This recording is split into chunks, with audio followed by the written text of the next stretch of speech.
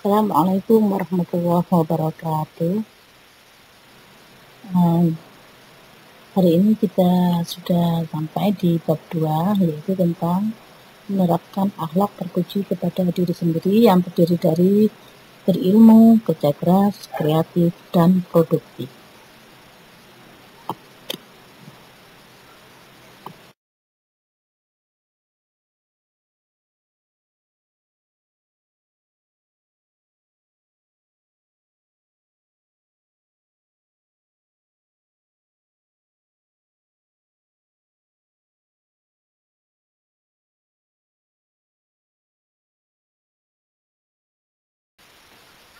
Yang pertama yaitu berilmu. Arti dan pentingnya berilmu.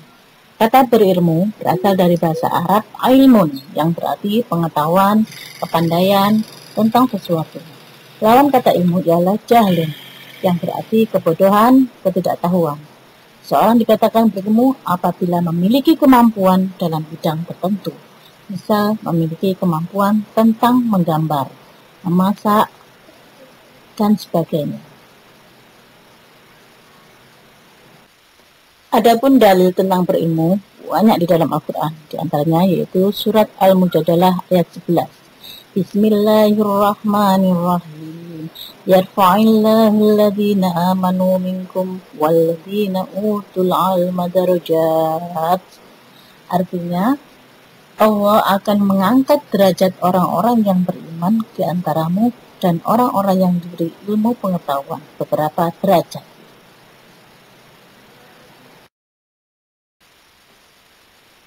Dengan ilmu, hidup di dunia menjadi mudah. Demikian pula, untuk mencapai kebahagiaan akhirat juga harus memiliki ilmu. Mengapa demikian? Karena kebahagiaan akhirat hanya dapat dicapai dengan berilmu dan mengamalkan ajaran agama secara benar. Man arada dunya fa'alaihi bil ilmi, wa man arada al-akhirata fa'alaihi bil ilmi, wa man aradahuma fa'alaihi bil ilmi. Barang siapa yang menginginkan dunia, maka harus dengan ilmu. Dan barang siapa yang menginginkan akhirat, harus dengan ilmu. Dan barang siapa yang ingin menginginkan dunia akhirat, maka harus dengan ilmu. Selanjutnya, dalam ilmu, manusia dapat dikelompokkan menjadi 4 golongan, yaitu 1. Orang yang tahu dan tahu bahwa dirinya tahu. Kedua, orang yang tahu tetapi tidak tahu bahwa dirinya tidak tahu. Orang yang tidak tahu tetapi tahu bahwa dirinya tidak tahu. 4. Orang yang tidak tahu tetapi tidak tahu bahwa dirinya tidak tahu. Ya, dicamkan baik-baik 4 golongan ini ya. Yang lain tentang perintah untuk menuntut ilmu terdapat dalam Quran surat Al-Alaq ayat 1-5. Surat ini adalah pertama kali Nabi menerima wahyu dari Allah melalui perantara malaikat Jibril. Dan di mana pada waktu itu Nabi Muhammad tidak bisa membaca dan tidak bisa menulis. Namun dengan bimbingan malaikat Jibril, maka beliau bisa membaca surat Al-Alaq ayat 1-5 ini. Iqra Bismi rabbikal ladzi khalaq. Khalaqal insana min 'alaq. Iqra wa rabbukal akram. Alladzi 'allama bil qalam. 'Allamal insana ma lam ya'lam. Ayat tersebut secara tegas menyuruh kita untuk membaca atau belajar. Apakah yang harus dibaca atau dipelajari? Yang harus dipelajari ialah ayat-ayat qauliyah dan kauniyah.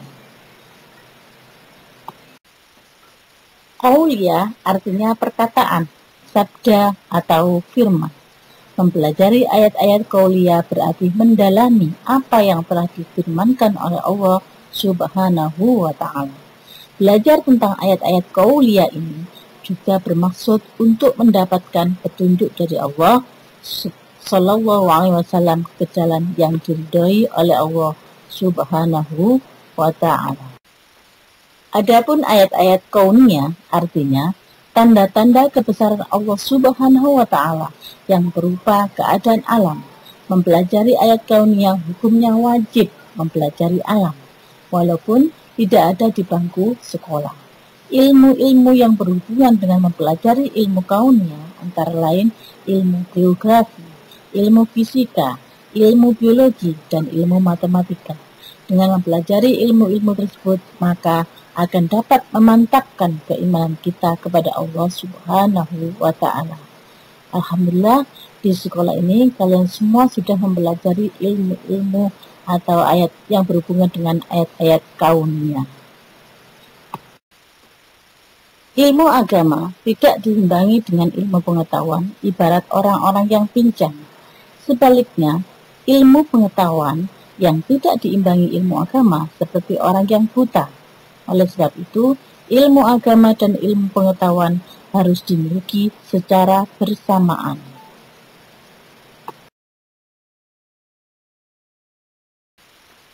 Adapun manfaat ilmu bagi diri sendiri dan bagi orang lain antara lain.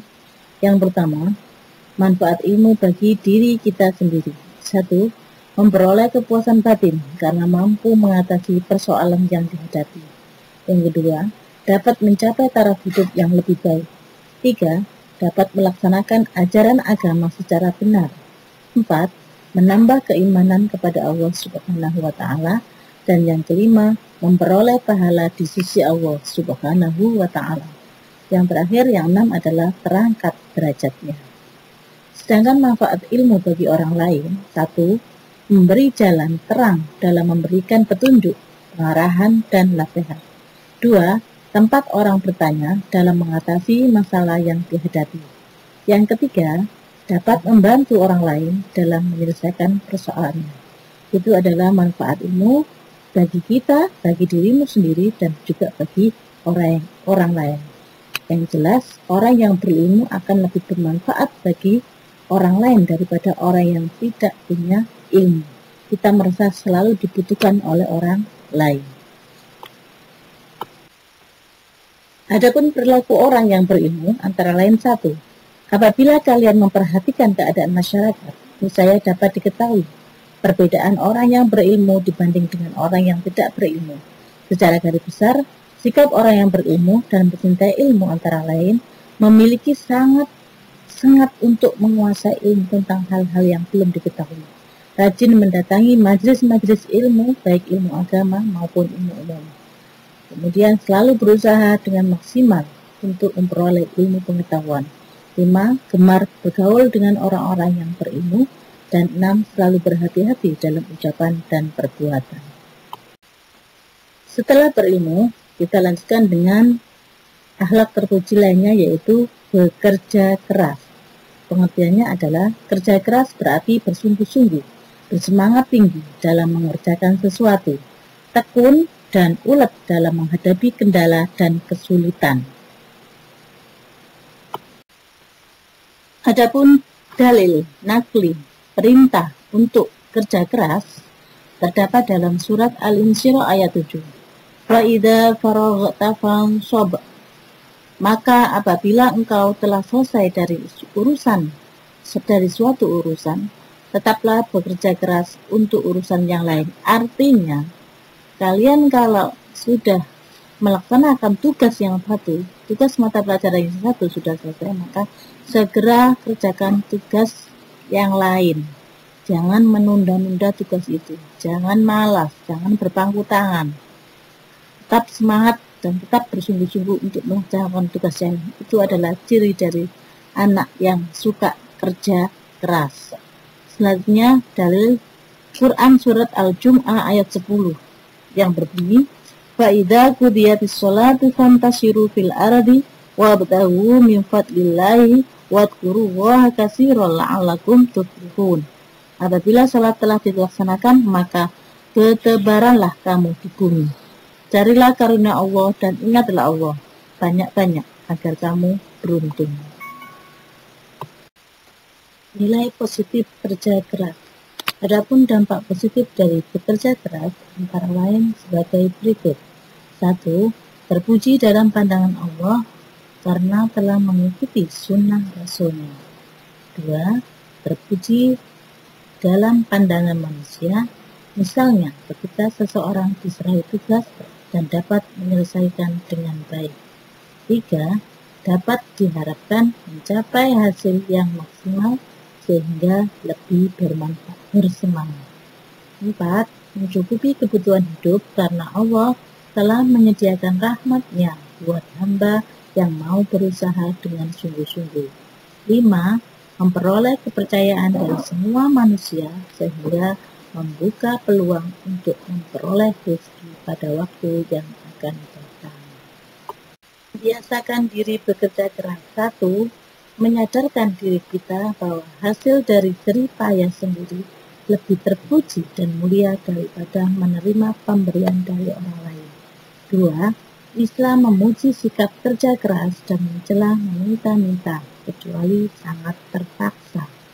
3. Muncul dalam diri manusia semboyan tidak suka mempersulit orang lain dengan mengharapkan bantuannya. 4. Menyadari sepenuhnya bahwa memberi lebih mudah daripada meminta. 5. Menyadari bahwa bekerja untuk memenuhi kebutuhan hidup adalah lebih mulia dan terhormat di hadapan Allah. Adapun akhlak terpuji lainnya selain berilmu dan cerdas, yaitu kreatif, produktif, dan inovatif. Kreatif adalah banyak akal atau memiliki daya cipta. Produktif berarti banyak mendatangkan hasil atau menghasilkan sesuatu. Sedangkan inovatif berarti bersifat pembaruan atau penuh dengan pembaruan. Sifat-sifat tersebut termasuk akhlakul karimah yang sangat perlu untuk dimiliki oleh setiap muslim yang selalu menginginkan kemajuan.